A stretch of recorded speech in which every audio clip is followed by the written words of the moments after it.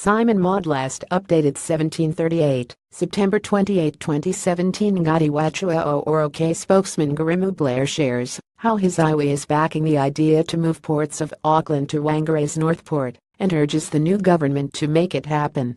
National or Labour, it doesn't matter. What matters is Winston Peters honoring his cast iron guarantee to move ports of Auckland, according to a prominent Auckland iwi. NTWH2LRK wants Peters to stick to his guns over moving the squatter port. Iwi spokesman Garimu Blair said the election result and America's Cup's return had brought a perfect storm, acting as a catalyst for government to make big bold moves over Auckland's waterfront. Election kingmaker New Zealand First Leader Winston Peters wants ports of Auckland moved to Whangare's Northport by 2027. During the election campaign, Peters vowed to shift container operations from Auckland to Northland, should his party be in a position of influence after the election.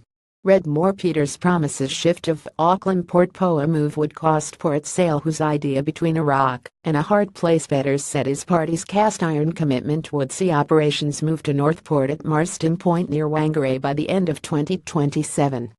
On Thursday, Blair said, "We're just trying to push this conversation along. We're happy to put our oar in the water, just like many other Aucklanders have over the last 3 to 4 years, in opposition to the port's attempts to further reclaim the harbor and put more cars on the waterfront.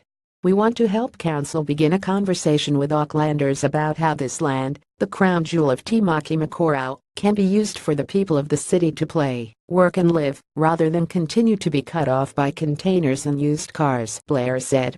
The iwi claims the port is heavily subsidized by Council to squat on New Zealand's best waterfront land, an allegation the port denies. Ports of Auckland said NTWH2LRK's squatter claim is factually incorrect. Ports of Auckland spokesman Matt Ball said the iwi's claim is factually incorrect.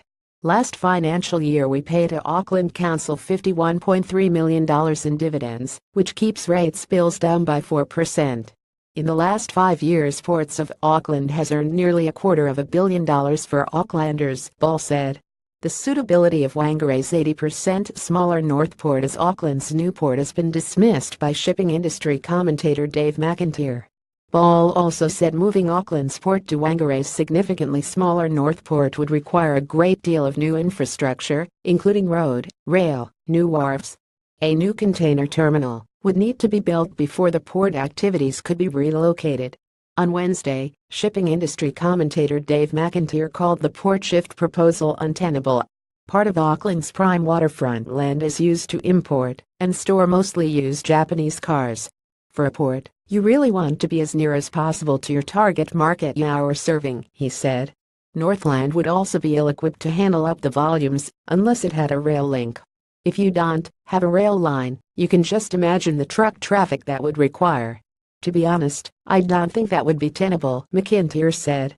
But Garimu Blair said that within 60 years Auckland's port would outgrow the waterfront and would need to be moved anyway, and now is the time. We know one thing for sure is the port will stay there forever, if they get the chance. Moving the port was a conversation Aucklanders need to start now.